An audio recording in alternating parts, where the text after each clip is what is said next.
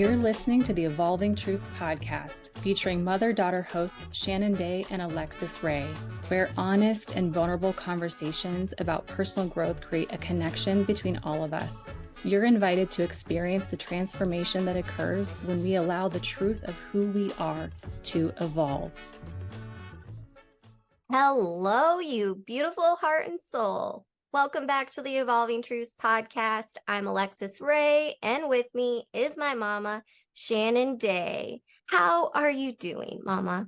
I am doing well. How are you? I'm great. I just hit my funny bone. We're trying to keep it together. Is it very funny?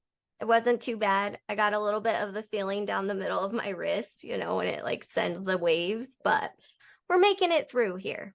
I think it's an oxymoron that we call it a funny bone, because to me, it's never funny when you hit that thing. It hurts. It does. It really is painful. But you do it anyways, or you just keep going because you can't change it. When you hit your funny bone? Yeah. Try and shake it off, and then just, inevitably, it's probably going to happen again someday. I'm sure. But the shelf has been here for a while, and honestly, that's really the first time I remember hitting myself on it. So my odds are pretty good there. Knock on wood. I just knocked on it. Well, I'm excited that we're here today. We know that last week we shared a conversation that we had with our friend Laura Williams and talked about the journey to living our most authentic lives, the journey to becoming our most authentic selves. I know I learned a lot in the conversation, dug into some things I hadn't in a while, and we hope that you all enjoyed it as well. I think I really took away from that conversation the perspective of everyone doing the best they can with what they have, discussing some of the hurdles that we each commonly face in our own journey to embracing our most authentic self and aligning our life with that version of ourselves. Today's episode, we're going to be diving right back into it with this journey of living our most authentic lives and being our most authentic selves in our lives. How do you keep going when it is uncomfortable, when it is a struggle, when there is pushback? And Laura really kicks off this conversation with a courageous question to my mom. We enjoyed the conversation. We're glad we're here, and we hope you do too.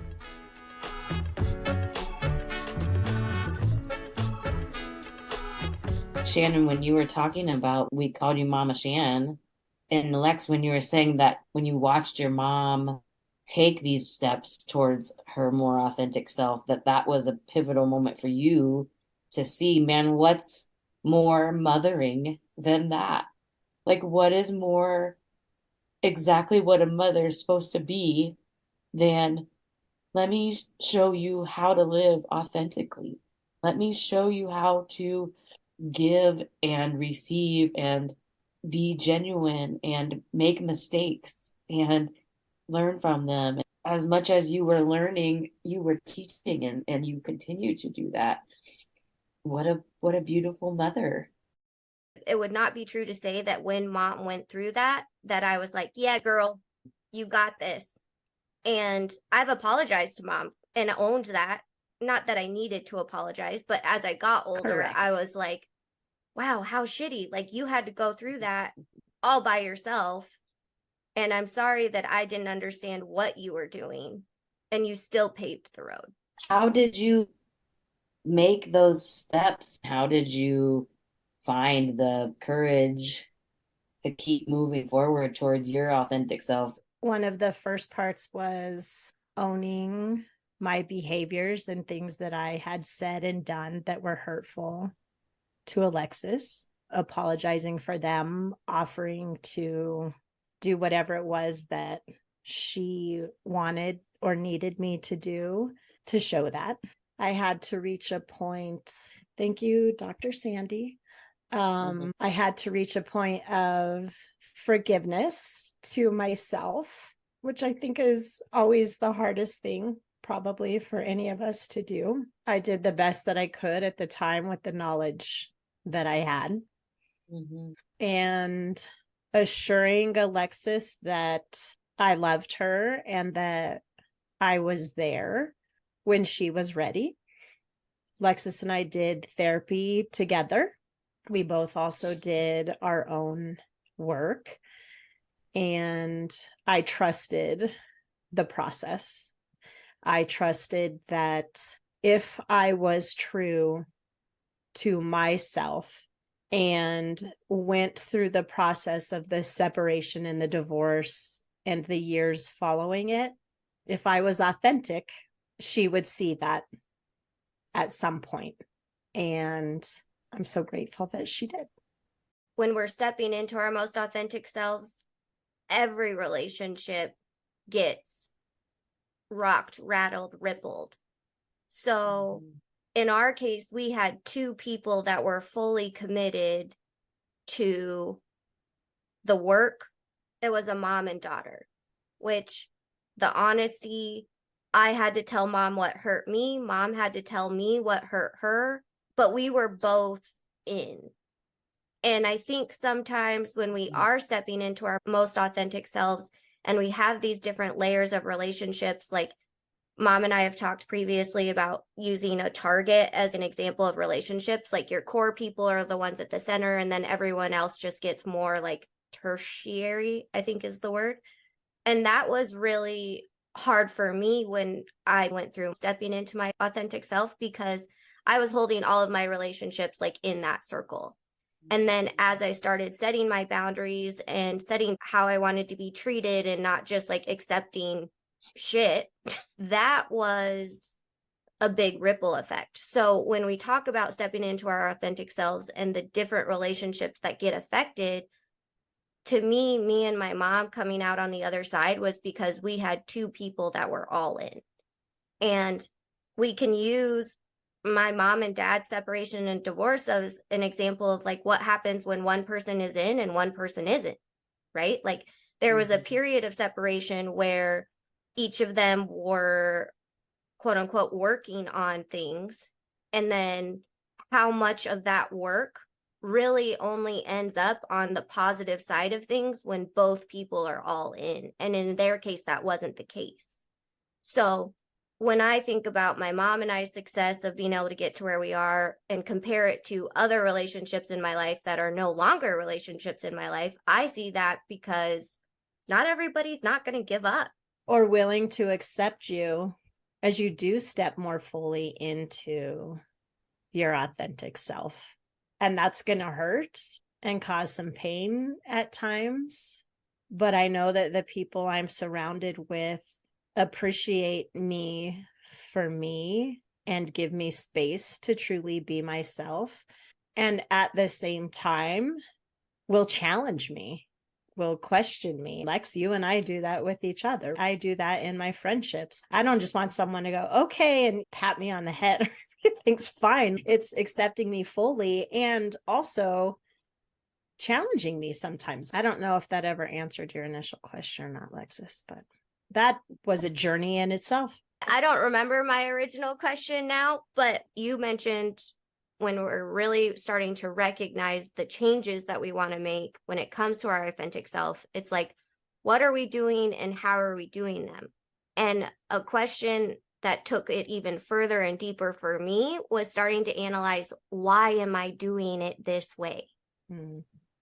Where did this unconscious thought pattern behavior come from? Let me get to the root cause of why I'm thinking that this is the way that it has to be done, or the pattern of behavior. Rooting that down for me was a big part of my emotional, authentic journey. Yeah. How did I create this belief system? I wrote down while we were talking, like, for me, it became a recognition that I don't think I ever thought critically about much when I was younger. And when I say younger, I mean like 5 years ago. And it wasn't like I just believed everything anybody told me, but I didn't have any kind of critical thinking about it. What is it that makes me think this?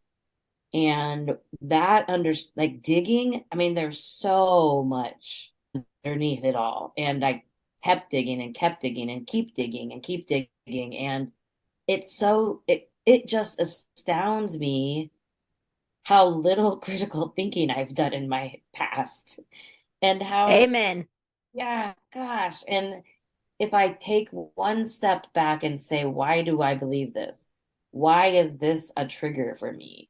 What am I feeling right now? Like, honestly, taking a look at that, again, it seems so not profound. Think twice about that thought or that belief you have about somebody or something or yourself.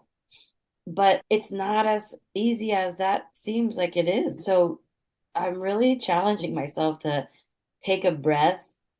This is also in my judgment of others and judgment of self. Like, I make snap judgments. And if I would take a breath and be like, wait a minute, let me think about why that person might be doing that, or let me think about why I'm feeling this way, even just that little pause, that's where all of the growth is. That's where all of the learning is, in that little pause. Power in the pause. pause. I didn't mean to throw that softball at you, but I guess I did.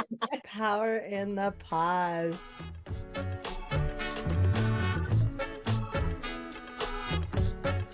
I'd like to go back to something that you said, Laura, about acting like you knew something when you didn't, and taking the time to recognize for yourself where that comes from. You said honoring the part of you that feels like you need to act like you know something that you don't.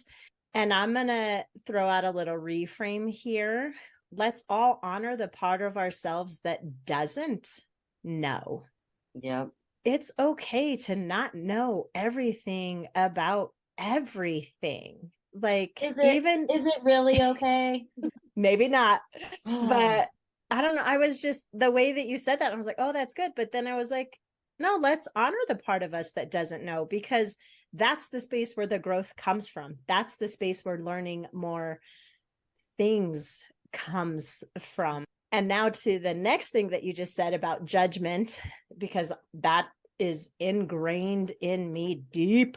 So it's something that I work on continuously, and something that I have utilized a lot in the past. And as you were saying it, I thought maybe I should start to do this again. Like when I'm judging someone's actions or thinking, oh, I don't think I really like that person, I would challenge myself to get to know them better. And I would often find that if I got to know them just a little bit better, it helped alleviate some of those feelings of judgment, and even some of those like, oh, I don't really like that person. And not that necessarily an amazing friendship was formed or a deep connection, but it helped me work on judging. Yeah, being curious, taking one moment to be curious. And that could be applied to myself too, right? Like I have all these things that I feel like, oh, I should just change that, or my behavior, this is something I'm, negative, or but what if I got curious about that and thought about like, well, why did that start? Or where does this feeling or behavior come from? And yeah, getting to know somebody, like just taking a moment to be curious, and we can be more connected to each other if we do that. That's a really good perspective. I give you mad kudos for implementing that, because we don't know their stories. Mm-hmm. And now don't get me wrong, because I had at least one incident today where I hardcore was like, what is this person thinking? And again, like you said, Mom, even with the self-forgiveness, like everyone is just doing the best they can with what they have. Yeah, I've had a lot of opportunity to forgive actions from my family growing up. And I'm so grateful to be able to be on this side of it, where I can say and honestly mean and believe you did the best with what you knew. And it's forgiveness. And I can still honor that those things were hurtful, or that wasn't the best situation I could have been in. But I 100% believe what my parents did was the best that they knew. And there is nothing I can hold against them for that. And also, when we know better, we do better. And I do expect newness. That is the same thing for me forgiving like myself for stuff. Like I did what I did to survive. And survive sounds like a really dramatic word, but it was true emotionally to survive. I was never in any kind of setting where I was like physically unsafe for the most part. But when I made choices as a kid and as a young person, I did what I needed to protect my emotional life. And those things were not always great. And they were selfish and they were childish. And sometimes they were mature beyond my age. But I did what I needed to do. And I don't regret that. And I won't apologize for those things. And I don't expect my family to apologize for those things. I don't expect an apology. What I want now is let's grow forward. I love that. Like I strive to just take 1 second and not be judgmental and say, what are they going through? What do they know? Like people don't know everything and I don't know everything. And what I know isn't always right. And it's not right for everybody. So yeah, it's an interesting place to be in my own head where I think the way I do it is the right way. And yet on the other side, I'm also in my head being like, you always mess it up. Like to me, come on, self, you screwed that up again. It's such a funny thing to think I'm always right and know I'm always wrong. Staying on the self-forgiveness track, I don't know for each of you in your authentic journey, but that was probably one of the hardest hills for me to get over personally. Laura, I think I was really resonating with what you were saying. To grant my self-forgiveness and to grant the little Lex, my soul self, the child inside of me, I was judging my child self through my adult lens, which is what was making my behaviors, my traumas, my responses unforgivable, because I quote unquote should have known better, or I finally got the knowledge of like how bad everything was and then realized like, oh, this is unforgivable. But at the same time, I could grant forgiveness to other people. I could acknowledge like, hey, we're human. Nobody's going to get it perfect. It's okay. Here's my forgiveness, but I could not give it to myself. And it took 11 years of therapy. It took several breakdowns before I ever even got to that level where I could say to my therapist out loud, these are the things I'm ashamed of. And why am I ashamed of it? And initially, after airing your dirty laundry for the first time, and I'm still at the point where it's like, yeah, there is no forgiveness for this. And then you go around that corkscrew how many times over and over again. And eventually I get to the point where it's like, 6-year-old me was doing the best she could with what she had. And like, it's okay. And I can forgive her for that. I really have struggled with when I forgive myself and then I have a fear of people looking at me and being like, essentially, you don't deserve to have forgiven yourself. The things you have done are unforgivable. How dare you go around living joyously when I've created these, Hurts. Hurts in my life. That's one of the things I struggle with. And sometimes that brings me down. I'm like, oh yeah, I shouldn't be happy right now. I don't deserve this. That person doesn't think I deserve it. They're right. Like that kind of gets back in there. Laura, that resonates really deeply for me because the boogie monsters of my life scared the shit out of me.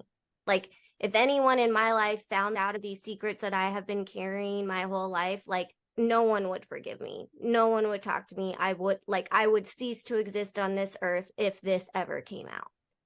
And because of that fear, I didn't want to put myself into the world authentically. I didn't want to grow a social media following because I was like, I can't be an example to people. I didn't want to start a podcast because who am I to talk about personal development when I have these sins from my past? It stopped me from embracing the potential.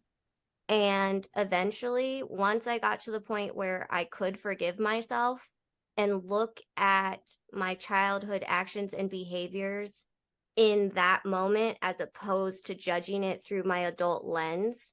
Now I'm at the point where I'm like, okay, if I ever accidentally run into someone in person and they're like, how dare you be this in life? You can be like, you know what? I did the best I could with what I had. This was childhood behavior. This was that. Like, once I forgave myself, that became less scary.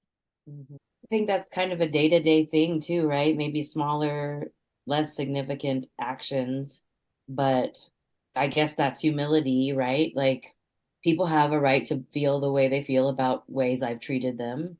And my job is to be humble and allow that to be their feeling, hear it, validate it, and it's not all that I am. And what can I do to repair? Is there amends to make? Do those things, and the way people feel about me isn't my business. Or your responsibility. That to me brings this conversation full circle, unintentionally, but brings us back to that space of our responsibility is to live authentically. It's to be us. You guys remember that poem? It was in a movie, Our Deepest Fear, and often credits given to the wrong people for it. A woman Do you know wrote it. who she is? Yeah, A I read woman her book wrote last it. year. The author is Marianne Williamson. Return to Love. Ah, you talked about that book, Alexis. Yeah, girl. I recommend picking this up. Just the opening, our deepest fear is not that we are inadequate. Our deepest fear is that we are powerful beyond measure. It is our light, not our darkness, that most frightens us. And so if we recognize that for ourselves, then any others who maybe want to point a finger at us or question, how can you be happy based on these things that you've done? Mm-hmm. Recognizing maybe they've got some work to do and are dealing with some things. And so remembering that can be really key. Then she goes on to say, like, something about our light shining gives other people permission to shine. Yep. That, I mean, that's what it's about. And as we let our own light shine, we unconsciously give other people permission to do the same. As we're liberated from our own fear, our presence automatically liberates others. There's a sales training that we do at Hub that it's called Ninja Selling, and they have us read that poem, and they have us read it in the first person, as opposed to like, it's not our light, but it's my light. Just really knocks the wind out of you to feel that when you say it, when I say it in the first person. I bet that's a powerful exercise. Everything, yeah. Thank you, Marianne Williamson. The book is called A Return to Love.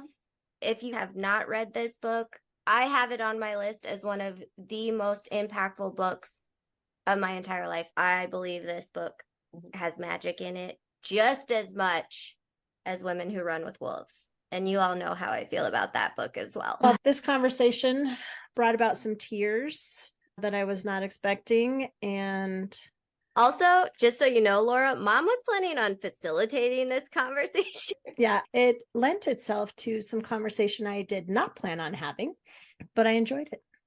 And as always, Lexis, I learned from you. And Laura, every interaction with you is amazing and a moment I remember.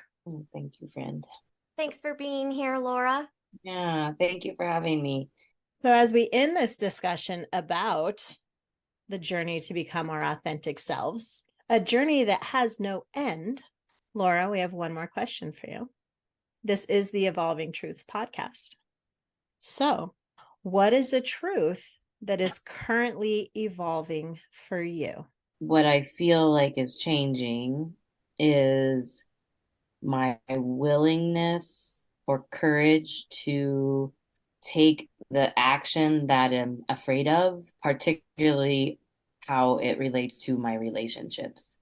I have at least one person that I know I need to have a hard conversation with about a response they had to me talking about something that had to do with race.